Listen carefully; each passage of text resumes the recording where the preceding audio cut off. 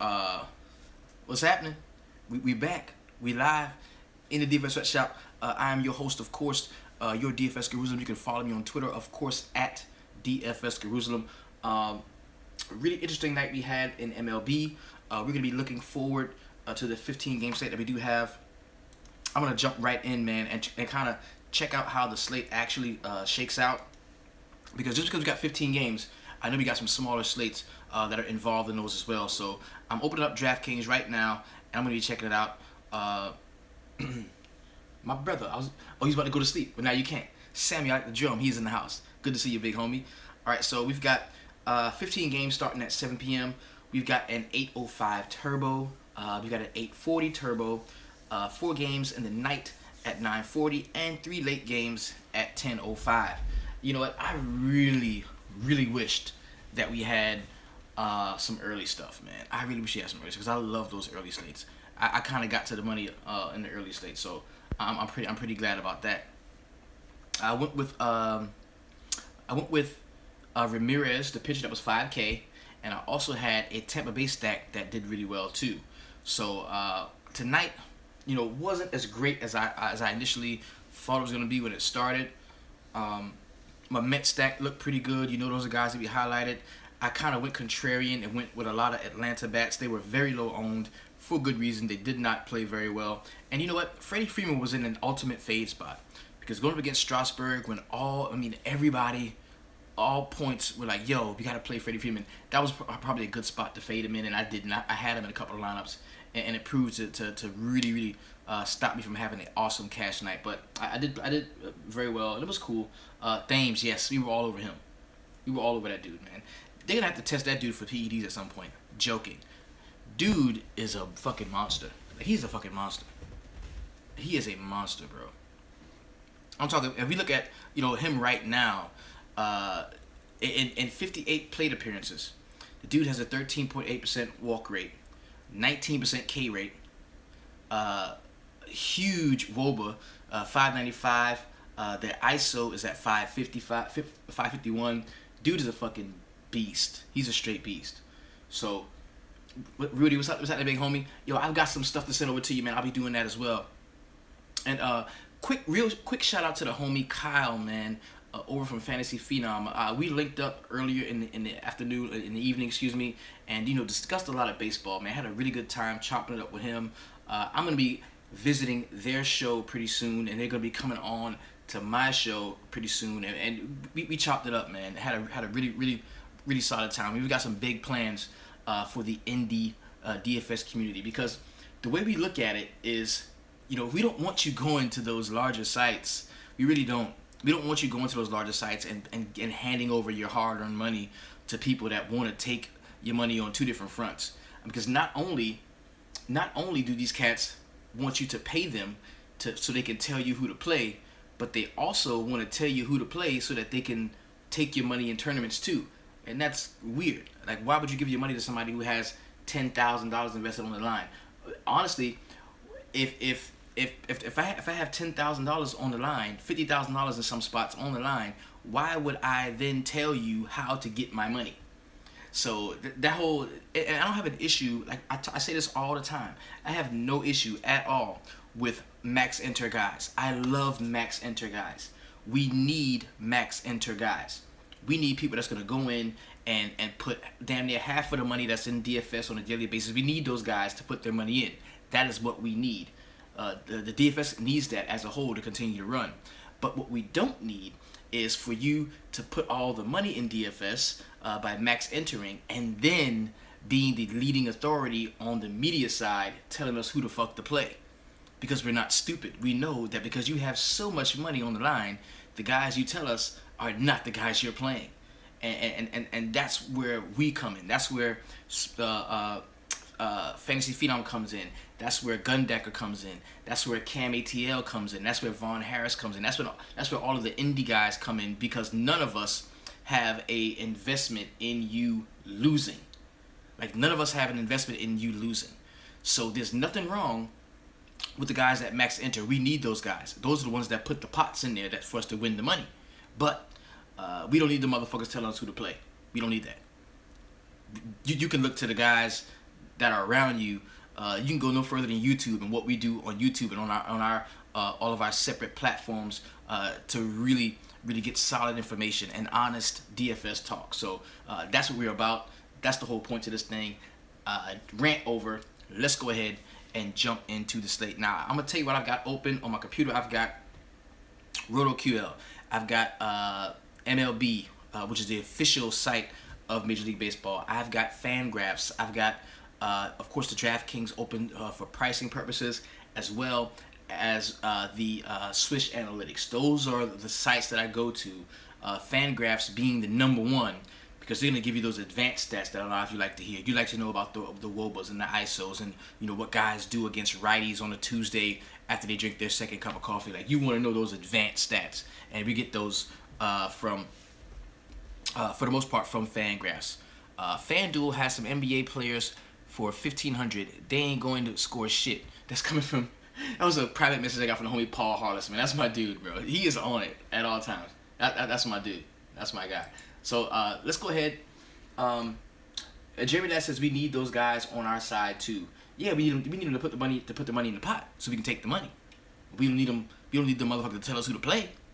If anything, we can listen to those cats and see who everybody else is going to be on, and that more so plays into, you know, NBA and NFL. Not so much with MLB, because with MLB it doesn't matter what the fuck they tell us to do on Roto whatever. It doesn't matter what they tell us to do. We're gonna play the guys who we like. But on NBA, they can really shift the culture. In NFL, they can really shift the culture. They can tell you, yo, you gotta play Ty Montgomery this week, or don't play Ty Montgomery when we know we should play him. So let's go ahead and jump into the games, man. We're gonna roll through these games here. Working from RotoQL, and what I'm doing is just, you know, I've got a detailed list of the games. We're gonna be hopping into those as far as the projected starters, because, you know, I want you to meet me back here. I want you to meet me back here at 5 for the line drive at 5. That's where, once the rosters come out, where we get the full batting orders, we can get a little more in depth than we are going to get tonight. This is just a rough draft where I want you to start your initial player pool, get some ideas of some stacks that you really do like, get some pitching down. That's what I want you to do right now, okay? And meet me back here at 5 p.m. Eastern time for the line drive at 5. Hashtag line drive at 5. You're going to see that, okay? And also, man, I'm glad that a lot of you have been checking out the new website, man. Just off the strength of what we've been doing recently, man, the new website has shot up the rankings and it's continuing to climb. It's getting a lot of hits, and that's because we made it free for everyone. The chat has been popping lately, so thank you all for what you've been doing, man. It's very, very good stuff. So let's go ahead and jump into it. We got the Boston Red Sox and the Baltimore Orioles. Now, you're gonna be able to tell throughout tonight's talk that the series that we saw are now over. We're starting some new series. There's a new 3-4 game series that's developing. The first one we're going to talk about is, of course, the Red Sox and the Baltimore Orioles. It is an 8.5 point total. We've got a 6-mile-per-hour wind shooting out toward right field. There is a 25% chance of rain in this game. On the mound for the Boston Red Sox, we've got Drew Pomeranz, and we have Dylan Bundy for the Orioles. Bundy 6.9, Pomeranz 6.7. I kind of think we saw an awakening of sorts for those Boston bats. I really do. I think we've seen an awakening of sorts for the Boston bats, and I like a few of them. Now, Bundy is not somebody that we can be afraid of at all. So you're gonna see these guys priced up a touch. I'm talking about the Boston bats here. Pedroia at 4.7, Benintendi at 4.4, Mookie Betts 5.4, and you can look at this and say, yo, this is just too expensive for me to stack. You may want to cop a one-off or two. I think Mookie Betts is starting a really nice streak. Is the website free to the VIP Facebook group? Most definitely. Go hit it up. Go hit it up. Because the real deal is what we're gonna get inside of the VIP during the line drive at 5, and the fact that you all can chop it up together and we come up with very solid plays in the VIP. There's no password to it. Go check it out. It is thedailyfantasysweatshop.com. Go check it out. We've got a lot of good articles on there. We even got something for, you like MMA or UFC? We've got some UFC stuff up there as well. So go check that out. Rudy's doing a really great job. Yo, I said in another thread, I'm gonna roster Thames until he gets popped for PEDs. Yo, I'm telling you, dude is fucking nuts right now. He's nuts right now. So, back to the Boston Bats, man. I like them against Bundy. The problem is they're just a little bit too priced up for me to stack them. They're a little too priced up to stack them. And on the 15-game slate, I know we are gonna have that ace pitcher that I'm gonna want to pay up for. But how about some Clayton Richard love, huh? How about that? How about some Clayton Richard love? I told you I liked him, man. Dude went up 27, 9 Ks, bro. Pitched solid innings. He gave up a lot of hits, but damn, he went ham. So looking at the Orioles side, these guys are kind of priced up as well. When you look at the heart of the order, so Adam Jones 4.3, Machado at 4.6, Trumbo 4.4, Chris Davis 4.4, 4.5. Not as much as the Boston side, but these guys are still priced up to touch. And I think, you know, as far as stacking these offenses, because it is an 8.5 point total, I'm just really not gonna stack either one of these teams. I'm not. Just a couple of solid one-offs that I do like. I think Machado at 4.6 is very doable against Drew Pomeranz. I definitely think, because you know, a left-handed pitcher, he's gonna see a ton of right-handed bats. So these are a couple of guys that I do like. I think Trumbo is in play, definitely, and maybe a little bit of Wellington Castillo at catcher. If we are scrambling for a cheaper catcher at 3.6, we can take advantage of him there. Okay? Mike Dunn says Clayton Richard saved the lines. Well, you know, hey, that's what we do here. That's what we do in the sweatshop. This game we're talking about is going to be the Atlanta Braves. Finally, these motherfuckers are on the road, taking on the Philadelphia Phillies. This game does have a possibility for delay or rain out. It is a 66% chance of moderate rain, 3-mile-per-hour winds shooting out toward left field. Bartolo Colon, I like him again. I know. I don't like any of the pitchers from the first game, for the Boston and the Baltimore game. But here, I kind of like Bartolo Colon. This is an older, veteran guy, knows how to get guys out, does not have an amazing fastball, but kind of a location pitcher, knows how to get guys out. I kind of like him. And you know, it's funny because me and Kyle were talking, right? And, you know, he is just straight numbers. He's like, Woba, ISO, Baba, Sierra. But I mean, he has all of them, right? And me, I'm the kind of guy who, I make a lot of the plays that I make off of the visual, off of watching games. And, you know, it's very rare that a person that is as numbers savvy as he is gets a chance to watch a lot of games. And it's very rare, also rare, that a guy that watches as much sports as I do really gets to dig into the actual subtle nuances of the numbering, right? So it's very weird, and I can't wait to get on the show with him together. That way we can give you guys the best of both worlds. So me and Kyle are going to chop it up pretty soon. So back to Bartolo Colon, because case in point, like we both earlier, we talked about Thames and we talked about Travis Shaw. If you remember, I was like, yo, play Travis Shaw. I love Travis Shaw. He's one of my favorite young players right now. Dude's balling out. I said that. And Travis Shaw goes out, knocks a fucking home run, right? Has a really great game. And Kyle was talking to me about Travis Young earlier, and he didn't say anything about his actual gameplay, but he just was hitting the numbers. He was like, yo, he has a 355 ISO, a 196 ISO, 455 WOBA, blah, blah, blah. And so we're saying the same thing, but we're looking at it different ways, and that's beautiful, man. That it doesn't matter who you are, where you are, as long as you are willing to participate and help and share, you've got a voice, and it definitely belongs with us here in the sweatshop. So we got Jeremy Hellickson on the mound at 7.3. I think Jeremy Hellickson can get hit. He can get hit actually by left-handed bats. So I'm going right back to him. I like Ender Inciarte. I like Freddie Freeman. I think we can take a shot at Nick Markakis in this spot at 3.6. And these guys have been priced down a touch, with the exception of Freddie Freeman. He was 4.8, now he's 4.6. Inciarte 3.8. Nick Markakis 3.6. Matt Kemp 4.1. I like a few of these guys, and I think we can definitely play some Atlanta guys against Jeremy Hellickson. Now, am I saying, oh, you can't play anybody against Bartolo Colon? He's like some sort of bona fide ace. No. If you don't agree with what I feel about, you know, how well Bartolo Colon should play tomorrow, you can definitely take a shot at some of these Philadelphia bats because they are hot right now. Of course, we got Daniel Nava, we've got Abdul Herrera, We've got Franco, even Mike Saunders, bro. He's day to day at this point, but hot. These guys are hot. The bats are hot, and you can definitely take advantage of those guys if you don't like Bartolo Colon. And I had a question earlier from Nathaniel, the big homie Nathaniel, man. He was like, "Yo, I'm seeing in the early slate, cats are rostering batters against the pitcher that they're facing, and you're gonna see that when it's a small amount of games because you just don't have anywhere to go. You know, you just don't have anywhere to go. Now, in the early slate where I kind of got to the money and did my thing with my Tampa Bay stack, of course, I didn't play anybody. The only reason why I played Ramirez was because I paid up for Chris Sale, and I just did not want. I just did not want to play somebody against a batter against a pitcher that I was rostering. So I was like, fuck it, I'm gonna pay all the way down that pitcher to the cheapest pitcher on the slate, whoever the fuck it is. And Ramirez did a little background on him. Oh, he's pretty decent. Okay, cool. And I played him.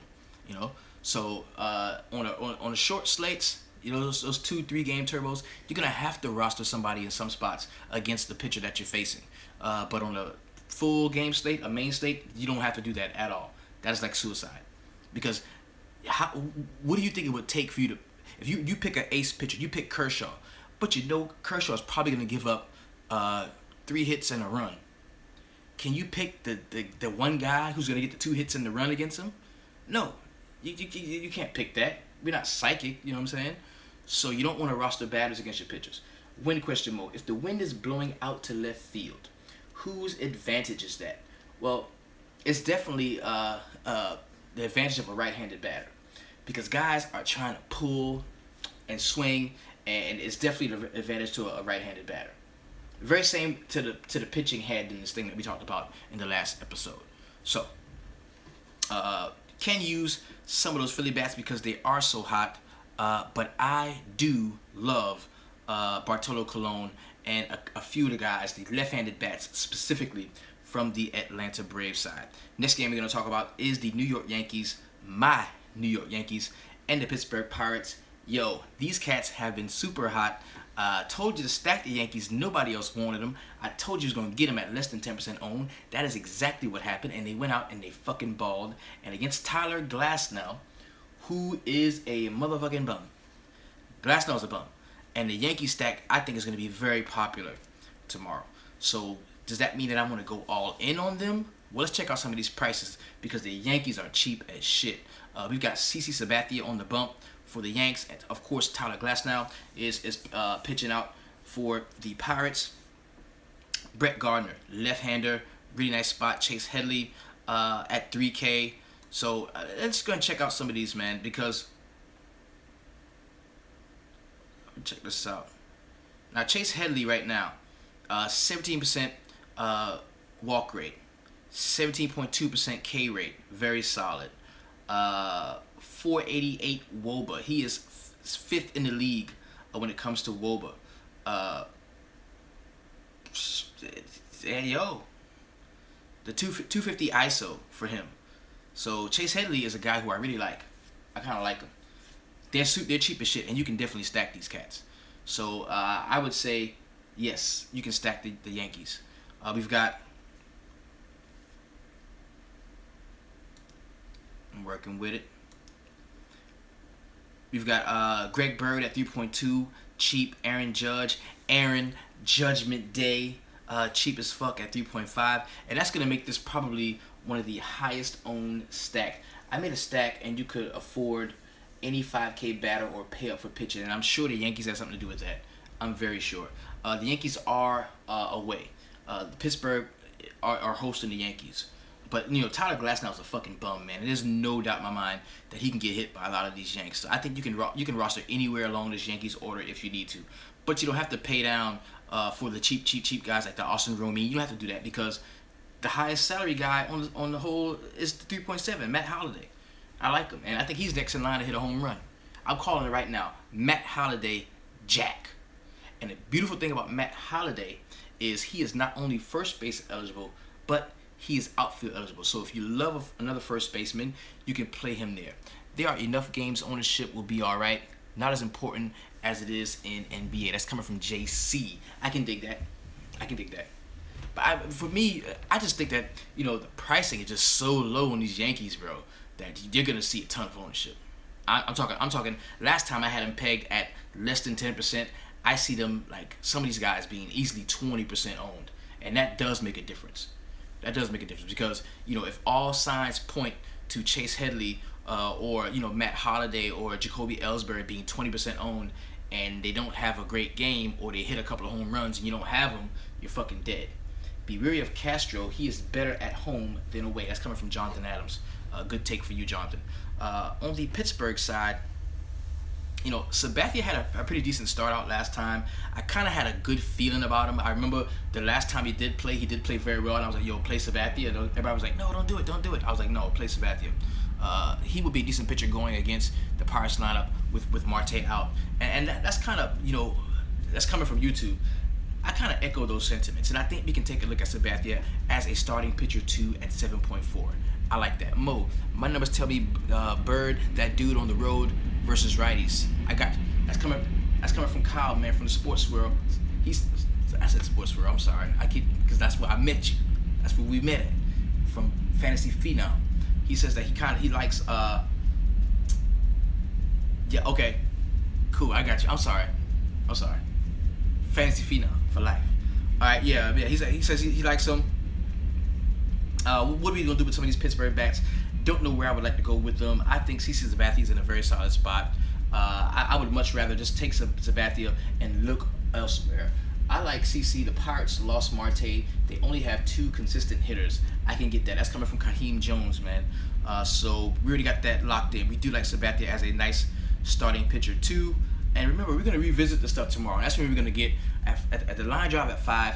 That's when we're going to get more in-depth in the way of stats and really hammering down our stacks and our pitching, okay? Next game we're talking about is the Chicago Cubs and the Cincinnati Reds. This game does have a possibility for delay or rain out. There's now a 1% chance of rain. We've got a strong 8-mile-per-hour wind flying out towards center field. We've got John Lester on the bump for Chicago, and we've got Tim Adelman there at 4.5K for the Cincinnati Reds. Now, I'm going to tell you something. Don't fall so in love with pitching, okay? With high-dollar pitching, that just because a guy costs a lot, it puts you on him. Like, if you look at Lester right here at 10.6, I don't like him. And especially since the Cincinnati Reds are hitting like the big red machine, I don't think that I want to spend that much in salary on a pitcher in that type of matchup. I really don't. And I think, a lot of times just because those guys are priced up in that specific way. Oh, man. Oh, hey, wait a minute. We got another special guest in the house tonight, y'all. We got another special guest tonight. Yo, okay, so Kyle Nusser from Fantasy Phenom was just in. Now, who done kicked in the motherfucking door? The homie Cam ATL. What's going on, bruh?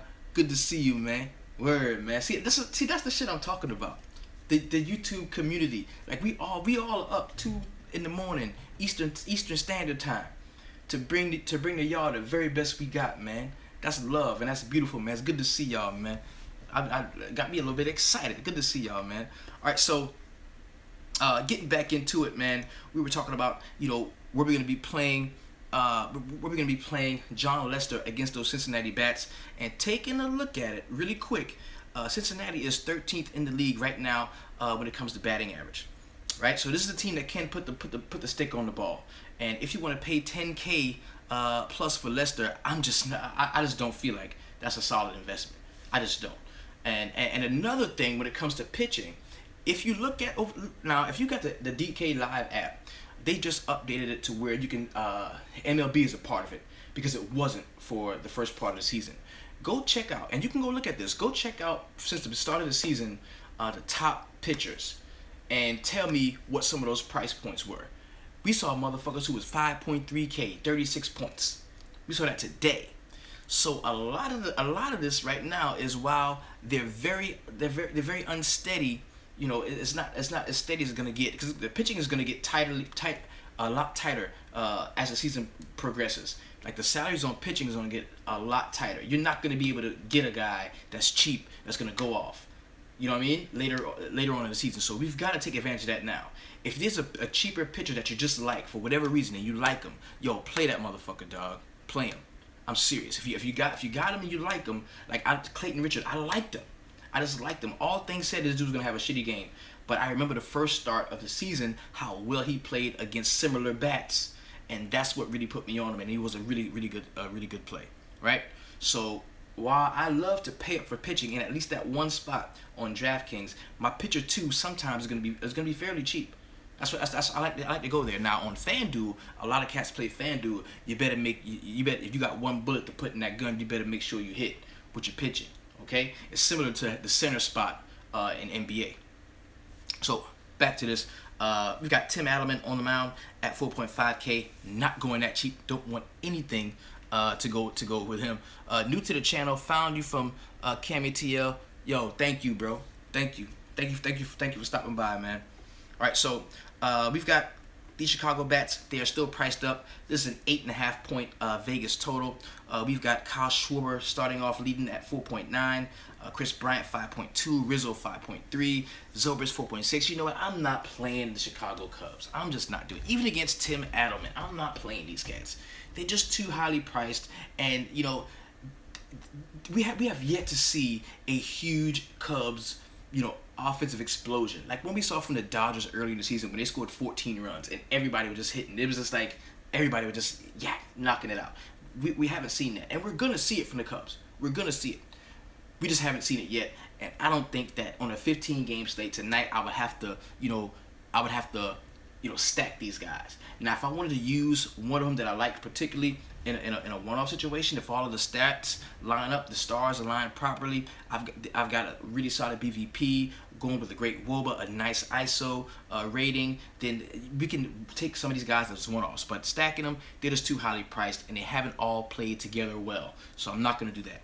Looking, if you wanted to try to attack Jon Lester, man, I love the fact that Billy Hamilton is under 4K. I love that.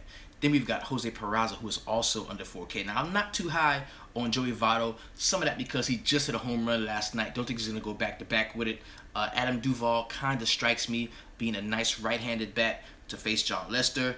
And that's probably as far as I would go. Now, I normally like Scott Schebler, but I don't think we're going to see him in the rotation tomorrow because he's not on my list right here. Bryant, he kills in Great America. I got you. Don't fade Cubs.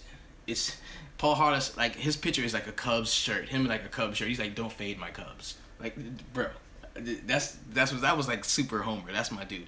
I like Schwarber, but I'm afraid that they could take him out like in the 7th as a defensive replacement. That's true. That is true to form.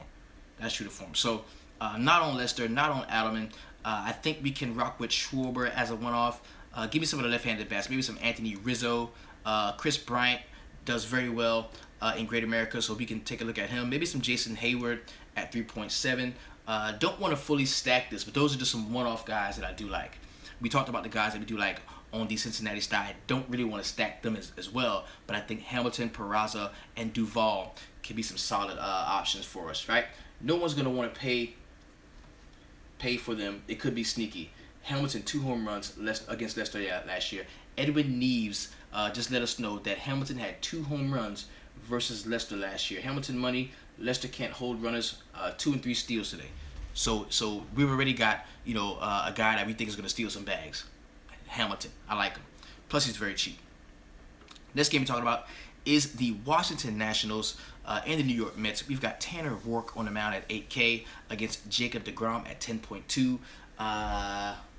See, hey Mo, a huge strategy that has won me money is stacking versus the chalk.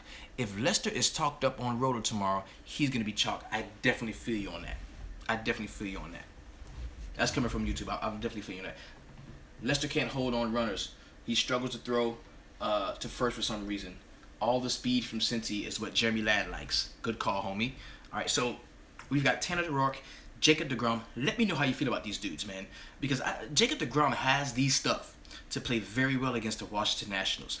There's a certain part of the order that I think he might struggle getting through, and that's going to be in between Rendon and Zimmerman. If we got Daniel Murphy back, and he's going to see 2 left-hand batters in a row with Bryce Harper and then Daniel Murphy, that's going to be probably the toughest spot for him throughout the order. Do I think those guys can smash on him? Yeah, they could. But I think Jacob deGrom is going to be a very, very solid play tomorrow at 10.2. I kind of like him. I like the spot that he's in. No DeGrom for Paul Hollis Jr. Because I mean, this is one of the teams and that you don't want to attack. When you talk about oh man, I got a starting pitcher, I'm gonna play him against these guys. The Washington Nationals are right now first in the league in batting average. They've 20 home runs on the season, only 109 strikeouts at this point, 7 stolen bases. So a team on base percentage at 353, a team slugging percentage of 471. So I mean, this is definitely a solid batting team, and you may not want to test those guys with Jake DeGrom, and I do understand that if you don't. But if you wanted to play some of those cats, I think Bryce Harper and Daniel Murphy definitely jump out to me automatically. Those are 2 guys that I like, and I won't be stacking against DeGrom. But if I want a couple one-off guys I do like, are going to be Bryce Harper and Daniel Murphy. Now, on the other side, on the Mets side, they're going against Tanner Roark. I think we can play a few of these guys, man. I really do. Now, we got to find out if Curtis Granderson, if one of them left this game. One of the Mets guys left the game. Was it Cespedes that left the game early today? We saw a nice one from Neil Walker, man. Neil Walker lit it the fuck up. He had a very solid game. And I'm thinking, Curtis Granderson, 3.7 is a play I kind of like. Cabrera can be Cespedes left the game. Okay, because he's now day to day. And I wasn't going to play him anyway against Tanner Roark. Andy Williams, what's happening, homie? Glad to see you made it, man. So we got Neil Walker, who really blew it up last night. Lucas Duda is day to day, as well as Travis Denard. Jose Reyes had a really solid game last night. I like DeGrom a lot, especially if Murphy sits out again. There's just definitely validity to that.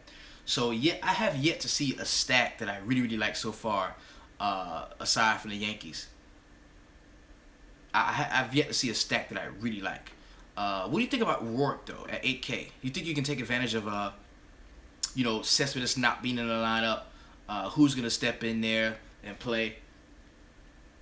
Because that's the guy that will fucking clear the bases, And I think if Cespedes is out, we can shift a little bit of attention toward Tanner Roark. I think we can. Next game we're talking about is one of my favorite teams to watch play right now. Jay Bruce and Conforto. Okay, I can take that. Next game is gonna be one of my favorite teams to watch play right now. I mean, I love to watch these cats play, and they have a pitcher that I kind of like. And I think that Bruce is in play. I think that people are gonna look at this Astros team and not want to play Alex Cobb, and I kind of like Alex Cobb at 7.1. I like the fact that he's home. They're at Tropicana. It's a 0% chance of rain, 5-mile-per-hour wind shooting out toward right field, 8-point total. I kind of like Alex Cobb. And every night I give you this pitching play that I kind of like, and then y'all beat me in the head for it. But that's a guy that I kind of like.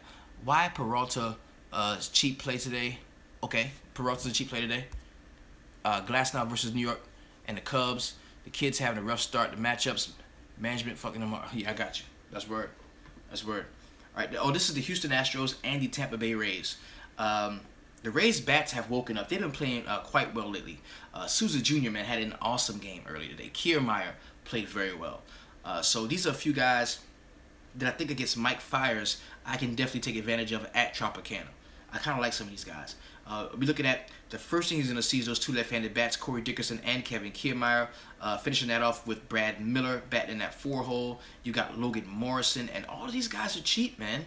All these guys are cheap, so I definitely think a Tampa Bay stack is in line for today. I mean, coming off of that sweep of the Detroit Tigers, these guys are playing with confidence. They're playing very well. They're swinging the bats. The bats are kind of hot. So I like them. I like a lot of these Tampa guys. I really do. Looking over on the Houston Astros side, Josh Reddick at 3.3 kind of stands out to me. I kind of have an affection for Carlos Beltran in this spot. I like the old man. George Springer's at 4.2. We've got Altuve at 4.5. Correa at 4.4. All these guys should be in line to play. So I don't have an issue with you rostering cats from Houston Astros, but I do like Alex Cobb against them. I think this team does strike out quite a bit. Let's go ahead and check that out. Let's see. Let's see where the Astros sit as far as team hitting. Okay, 112 strikeouts. They are batting 266. That is good for 4th in the league right now. So maybe we don't want to test the Astros. Oh, that's pretty good. It's pretty good. But I still like Alex Cobb, though. I like him. Next game we're talking about is the Kansas City Royals and the Texas Rangers. Yo, I looked for such a better offensive performance from the Texas Rangers yesterday, and we just did not see it. Now, we've got Cole Hamels on the mound at 9.3, and we've got the Kansas City Royals starting Nate Karns at 5.9. Give me some Cole Hamels, baby.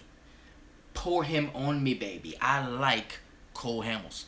The homie on YouTube says the Rangers is his stack. Yo, give me some Cole Hamels. Pour him on me, baby. I love this dude. I love Cole Hamels tomorrow. You know, the Kansas City Royals fucking suck, truth be told. And we look at their team batting, they are 28th in the league in batting average, sporting a 211 batting average, right? 129 strikeouts against only 16 home runs as a team. I definitely think that we can take advantage of the Kansas City Royals tomorrow with Cole Hamels. He is one of my favorite pitching plays on the slate. And when it comes to the Texas Bats, this is a young man, who I love. I love this little dude, man. I talk about him all the time. And I hope he sees this show, man. He reaches out to me and we can meet and shake hands and I give him a pound. Because I love this dude, man. Nomar Mazara. Oh, this kid is fantastic. I love watching this dude swing the bat, man.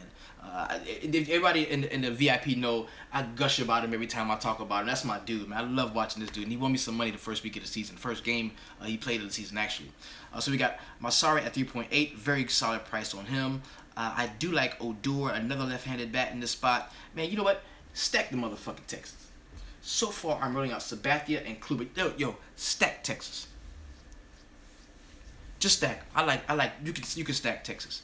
I'm talking about Andrus, Napoli, which only guy that kind of gives me pause, and Carlos Gomez. You can stack these guys, and if you want to get real jiggy with it, you can even go Joey Gallo, or even some Shin Soo-Choo. Stack Texas tomorrow. I'm calling it. I love him against Nate Karns. Not a problem at all. The fact that I like Cole Hamels so much is going to lead me to not even play anyone from the Kansas City Royals. But if you want to go against me, man, one guy you might want to look at is Lorenzo Cain at 4.2. Has a very solid history against left-handed hitters. Left-handed pitchers. That's somebody, if you want to go against me with the Cole Hamels play, you could definitely rock with a guy like Lorenzo Cain. I think that's probably the only place that you could really go safely. That's it. All right. Gallo won me money off his jack last game. That's coming from the homie Kirk Cover in the Facebook VIP, man. Good to see you again, Kirk. All right, so next game we're talking about is the Cleveland Indians and the Chicago White Sox. The White Sox are another team you can pick on with pitching. And Corey Kluber, man, at 10.8K, that is a very solid price on a guy with very high strikeout upside. Let's go ahead and check him out. I'm going to take a look at what Kluber has been doing so far, okay?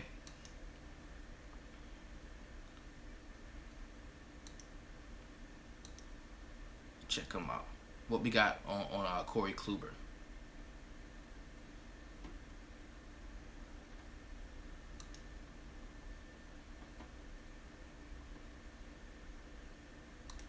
So I think he's in a very solid spot.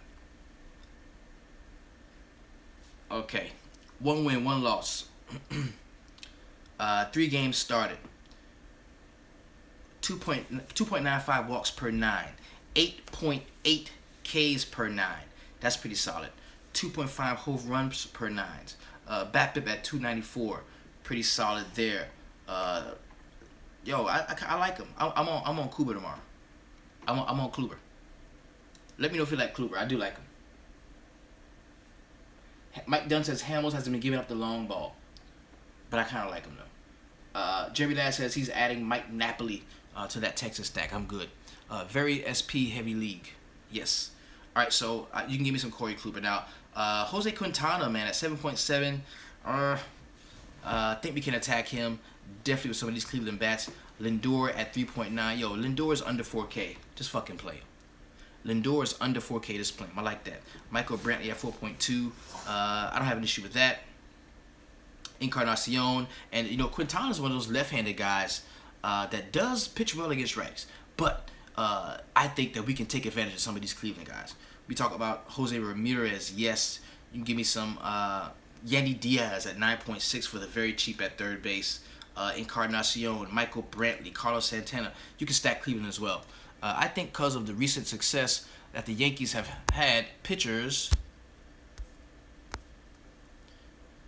had versus the White Sox, people will go to Kluber and the way the White Sox have looked so horrible. Yeah, definitely. Yeah, definitely. I mean, the White Sox have looked horrible. FanDuel, only one pitcher. Who's the top play? I haven't been through the entirety of the slate yet. Once we do that, I'm gonna let my FanDuel guys know what I think. But I like Corey Kluber so far. So far, my favorite pitcher on the slate is Cole Hamels. So far, that's a guy that I like. You're still waiting for a Kluber game. Tomorrow's the day. The Sox offense is awful. I definitely agree with that. So the fact that I like Corey Kluber so much, I'm not looking at any of the Chicago White Sox bats. The only guy that you might want to give a play to would be a guy like Melky Cabrera maybe. But other than that, man, I don't want to play any of these guys. I'm not. I like Corey Kluber, and I definitely like some of those Cleveland bats. So that's where I'll be going. Next game we're talking about is the St. Louis Cardinals and the Milwaukee Brewers. We've got Adam Wainwright at 6K on the bump for the St. Louis Cardinals, going against Willie Peralta at 5.7. You know what? Recently, we've just owned. We've been able to just play whoever we wanted against the Cardinals. First couple of games of the season, but that's changed, man. The Cardinals are playing pretty well. They've been climbing up the rankings as far as because they were at dead last at one point, and now they're 26 in the league at batting average, batting a 216 as a team. So I'm not sure I want to just test those guys so easily, but I definitely think, and then you look at you look at Wainwright and how he's a shell of his former self. Not as good at. I mean, this is a top prospect at one point, and he just hasn't lived up to that. Okay, so Willie Peralta. What do you think about Willie Peralta? Is that a guy you think you could play? And now the White Sox. I'm not saying that the White Sox as a team are horrible. We're just talking about the offense. The offense, okay? Offensively, I'm sorry, they're not horrible as a team, but offensively, they're just not what we desire in the way of fantasy goodness. They're really not. All right, so we got Willie Peralta at 5.7. Man, that dude is kind of sexy to me at 5.7 because I think that we can exploit the fact that St. Louis has not been playing superb as a team totally. Jeremy Dad says he likes Willie Peralta in GPP. He has high K upside and has been pitching really well out of the gate. And I think that's a guy we can take advantage of. One of these 5 to 6K guys are going to score 30 points. They are. One of these guys that's priced between 5 and 6K are going to score 30 points. We got to find that guy. Anthony Rodriguez says, I'm liking Matt Carpenter versus Peralta. In 41 at-bats, he's batting 400 against him. That's point taken. Very solid. Now, the one thing that kind of gives me pause from rostering a pitcher in this game, period, is the fact that there's a 9-point total. And we've got 4.5 runs projected for the Milwaukee Brewers, and we got 4.9 projected for the St. Louis Cardinals. That's the only thing that gives me pause. It'd have to be a guy with a high K upside like Peralta for me to really, look at taking him as a pitcher in this spot. Because we know, you can give up a couple of runs, but if you're getting them Ks, baby, we good. You can give up 3 or 4 runs. That's okay. But you give me 10 Ks and it's all forgiven. And you pitch 7 innings and we're good. Get the win. That's what we need. St. Louis is just hitting too well for me to take a chance. And that's what we talked about. Because, they were dead last at one point in the league at hitting. And over the last few games, they've actually been waking up and playing pretty well. So that's my one trepidation with rostering Peralta. But at 5.7, what the fuck? What more do I want from him, right? Now, this is the biggest question of the slate. Right? And it's at the first base position. Because there's no way, I've said this. I've said this for the last 4 games, every game. there's no way that Eric Thames can continue to do what he's doing.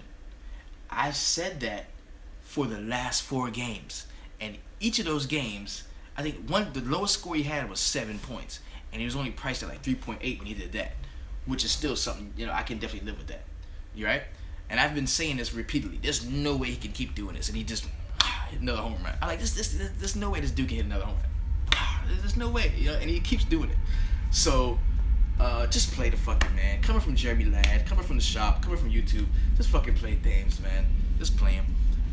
Because on a 15-game slate, if you want to take advantage of a guy that's first base and outfield eligible to get that pop, to get that force, that 4-hole, this dude, that's real. This dude is mad. He's playing mad that he had to go to Korea, and he went over there, honed his skills, and he's here to show y'all, like, with every home run, every swing, like, y'all should have loved me. I should have been an MVP in this league. And he's like going ham, bro. This dude is nuts. You hit a train. I grew up on the wrong side of the tracks. Sorry about that. So now once we take a look at Thames, that big left-handed bat at 3.8 going against Adam Wainwright, who I love Eric Thames in the spot. Take a look at Ryan Braun. He's at 5K. That's not unthinkable. And the thing, Ryan Braun did not have a good game yesterday. I think he can bounce back against Adam Wainwright. I like him in the spot. Travis Shaw. Love me some Travis Shaw. This is spelling out to be a stackable offense. We talk about VR at 4.5, Thames at 3.8, Braun 5K, Travis Shaw 3.6. I think that's a very solid stack. So we can stack Milwaukee. Just stack Brewer bats. They're way too hot. Coming from Mike Dunn. So I said all of that shit to say, stack them. Be stacking them. And we're going to keep track of our stacks. Because so far, a couple of offenses that we liked. The number one offense that we all liked the most was the Yankees. Then I would venture to say it was the Brewers. And another stack that we kind of looked at, well, I didn't like them too much, but some of you all talked about them, was the Chicago Cubs. Okay? So the next game we're going to get to is going to be the Detroit Tigers and the Minnesota Twins. This is another high point total. It's a 9-point total. Jeremy Ladd says Villar still owes him money. He's knocking on the door tomorrow. Let me get that. Oh, and Texas. Yeah. It was the Yankees, Texas, Milwaukee, and a lot of you talked about the Cubs. So we got the Tigers and the Minnesota Twins. We've got Justin Verlander at 10.3 going against Hector Santiago. Yo, there's a guy who I am pissed at right now. And this dude went nuts last year, won me some money. I'm trying to rekindle that relationship that we had, and he just continues to piss on my lineups. And I'm talking about you, Brian Dozier. You's a motherfucking snowflake with your snowflake ass. In my early lineup, I've got the Tampa Bay stack. I've got fucking Ramirez pitching. I got Sale pitching. I am coasting. And I got these 3 motherfuckers that's killing me. And they all ended up with zeros. And it was Hanley Ramirez with his old cold, slow ass. It was Brian Dozier. And it was McCann. Those 3 dudes fucked up my entire morning, my afternoon, because I could have really made a huge splash if any of those guys would have did anything, because they were all very low owned. So for that fact, I'm not going to play Dozier tomorrow, and he's probably going to go out and hit 3 home runs. But I do like Justin Verlander.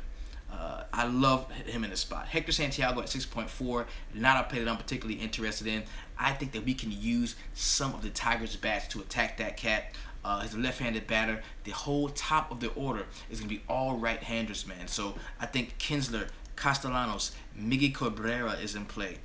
Maybe if you want to look a little bit down, McCann does owe me money. I can take a look at him in that spot. That's his homie, his brother. We can go there at 2.9. So, I like these Detroit guys. I like a few of them. On the Minnesota side, don't really love him too much because I do like Justin Verlander. I think he's going to have a very solid game. He kind of always has great games against the Twins. Check the splits. I think he does have great games against the Twins. So that's where I'm going to be going. Jeremy Ladd says Verlander owns the Twins. So that's where I'm going to be going. 0% chance of rain, 7-mile-per-hour wind going out toward right field, and a 9-point total. So I like this game a lot. This game we're talking about is the San Francisco Giants. And guess what? We got them at Coors, baby. We got them at Coors, baby. Yes, sir. We got a game at Coors. The San Francisco Giants are going to Colorado to take on the Rockies at Coors Field. We've got Tyler Chatwood on the mound at 6.1. We've got Johnny Cueto at 8.1. Do not play Johnny Cueto tomorrow. Do not play a pitcher in Coors unless it is a bona fide guaranteed stud that will not allow hard contact, right? Do not do that. Do not play a pitcher in Coors on either side unless Verlander gave up only 12 hits in 77 at-bats last year. That was against the Minnesota Twins. Good call from the homie. Thank you so much. So many stats guys in here, man. I love that shit, man. Put Cueto on Shelly watch. You definitely can. You definitely can. Now, the point total right now is 10.5. And, you know, I really wish we saw some hot San Fran bats going into this. Or maybe it's good that we haven't been seeing the hot San Francisco bats going into this stretch in Coors, because I don't think they're going to be very highly owned. And a lot of times when people say, oh, yeah, they're so happy, we got games at Coors Field, they automatically just roster the guys from Coors. They don't take into consideration that, these guys hit very well at home, but so does the other team too. So then it becomes a price thing, because everybody gets that price bump from being at Coors. So then we look at prices and see where we can compare them. So let's go ahead and take a look at that. We've got Denard Span 4.9, Brandon Belt 5K, Hunter Pence 5.3, Buster Posey 5.1, Brandon Carver 4.7, and Eduardo Nunez at 5K. So these guys are priced up. These guys are priced up to be at Coors. Now on the other side, we got Charlie Blackmon at 5.1, LeMahieu 4.4, Cargo at 5K, Arenado 5.3, Mark Reynolds 4.3. Damn, these guys are priced up. And I'm gonna tell you another strategy that has worked too so far this season. How many of you faded Coors on certain slates? You just faded Coors. That is a strategy in and of itself, because just the fact that people are going to see this game in Coors Field, they're going to flock to it. And it's a 42% chance of rain already, possibility of delaying or raining out. So a lot of people are going to be on this game just because of the fact that it's in Coors, and it is something that you could do. I'm liking a sneaky D-back stack versus Alex Wood. Not that great lefty in Arizona. I can dig it, and we'll be about to get there in a second. So no Chatwood for me, no Cueto for me. Very limited exposure to these Coors guys. I've been fading Coors actually over the last couple of slates. The last few times out, I've been fading Coors. I haven't really been on Coors like that. I really wasn't, and it's been pretty good for me actually. So next game we're talking about is the LA Dodgers and the Arizona Diamondbacks. Kaheem Jones says he's fading Coors. That's been a good strategy lately. I don't think we've seen like a 10-run game in Coors yet. Para at 3.9 is a play you like. This show is brought to you by Canada Dry.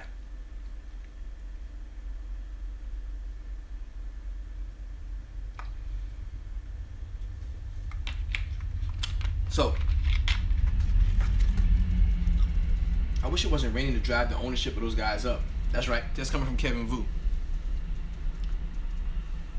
JC says it kind of needs to warm up a little bit for Coors.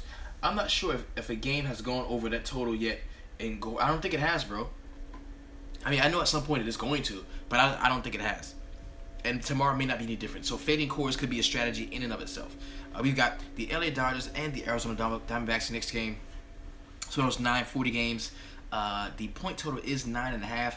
There is a 10% humidity, 0% chance of rain, 9-mile-per-hour wind shooting out toward right field.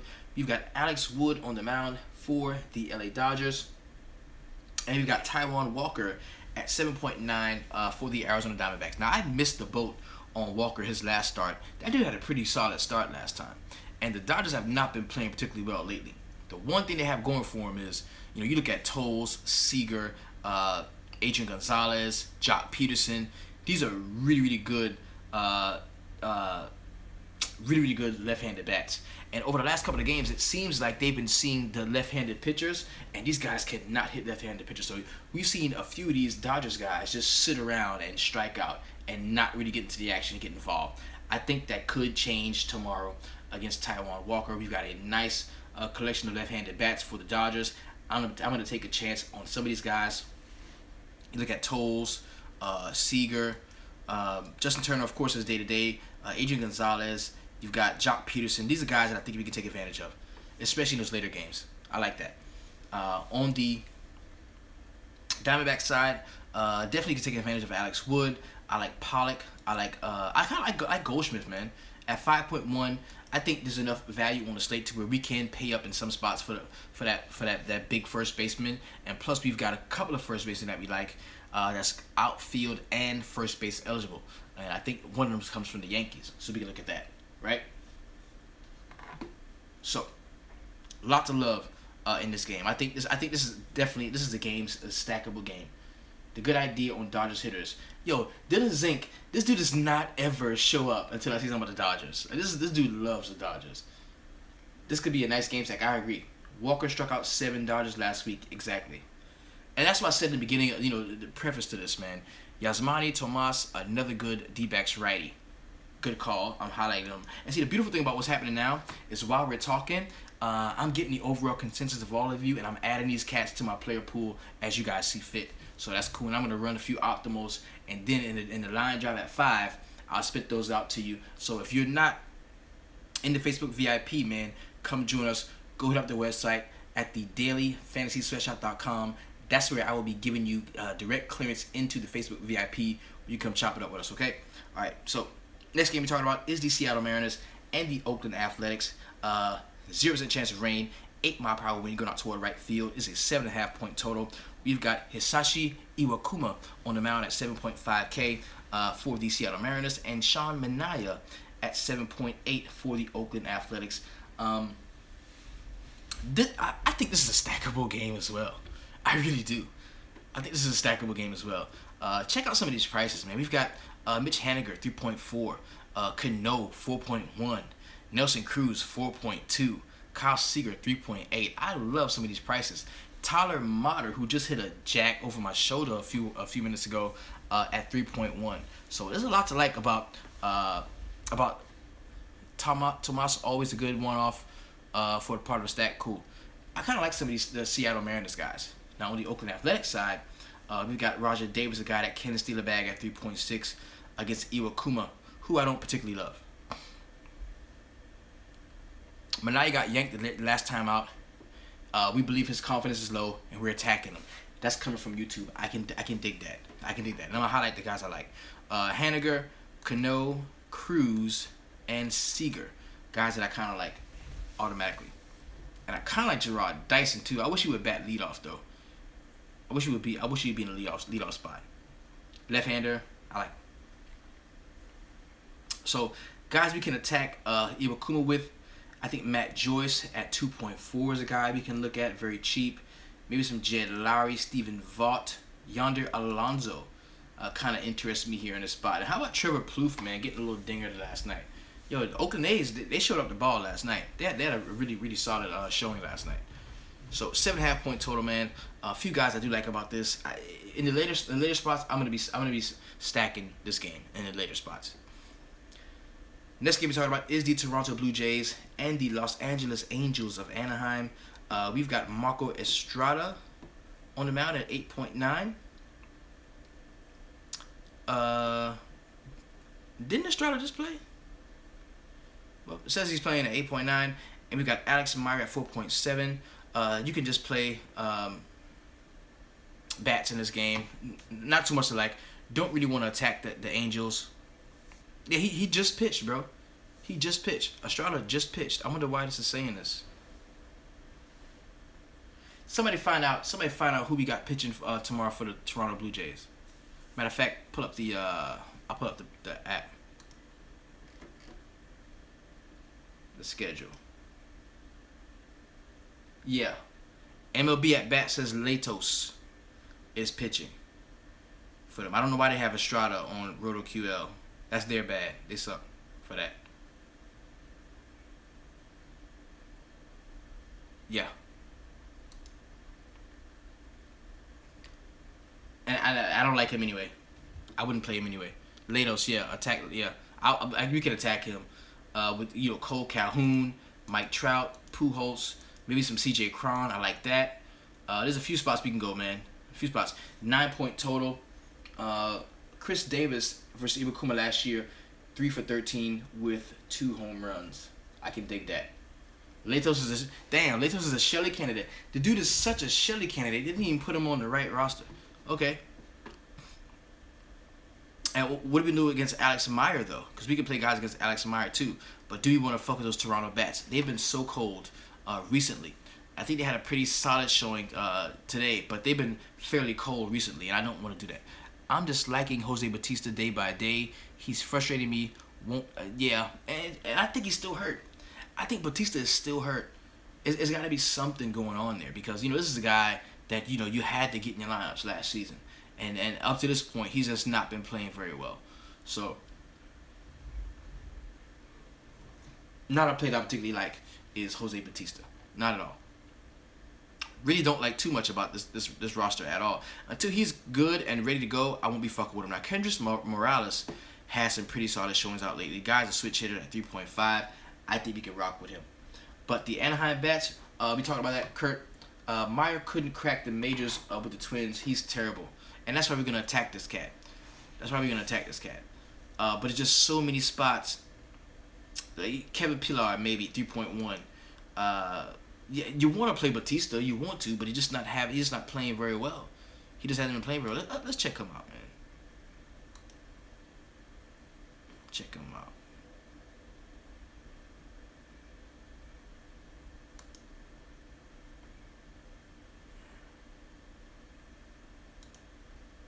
See what Bautista's been up to lately. All right, so all right, Kendrys Morales, man. Dude's been playing pretty well lately, right?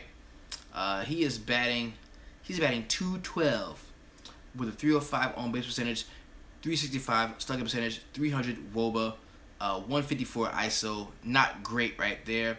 And Josh Donaldson, who we haven't seen for the last couple of games, I believe he's been injured. We got Bautista, 14.5 walk rate, 29% K rate. Ooh, that's not good, bro. That's not good. 30.039 ISO, not good. 118 batting average, 258 on base percentage, 157 slugging percentage, 201 WOBA. I'm not playing them cats. I don't give a fuck who if it's against that the really bad pitcher. I'm not playing them. Look, Anaheim side, Calhoun, Trout, Pujols, and of course CJ Cron is somebody I like. Troy Tulo is sort of interesting versus Myers. Yeah, at 3.7 he is. He does interest me. Tulowitzki, Pillar, and Morales, they do interest me. But I'm not playing Bautista. I'm just not. He's gonna have to show me something first. Yo, Bautista struck out 4 times on Wednesday. I don't want any of that. This game we're talking about, and the last game on the slate. This is the get right game, man. The guys will hope you roster some really solid plays here. There's too many more stackable offenses, like Mike Dunn is saying, to take the time out to fuck with the Toronto Blue Jays. So we got Adam Conley for the Miami Marlins at 7K against Trevor Cahill at 5.6 against the San Diego Padres. A few guys I do like. I like D. Gordon. Does have that base stealing upside. And I like Justin Bour too at 3.2. I kind of like him. This dude's going to have a good game at some point. I've been on him for a while. He's going to have a good game at some point. I think Christian Yelich is in play. Maybe some Giancarlo Stanton at 4.7. I kind of like him in that spot.